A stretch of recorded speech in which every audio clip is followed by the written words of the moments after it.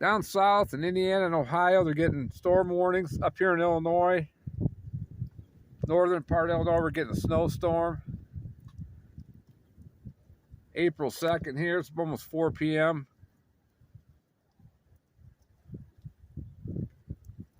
Had a lot of rain, turned into ice, snow.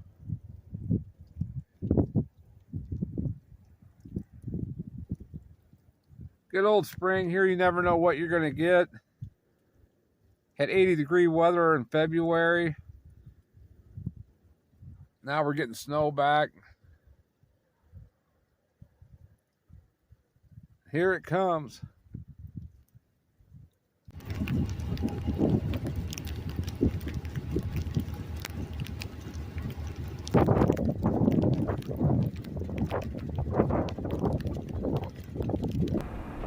Comes a plow truck. I didn't think I'd see them again this year.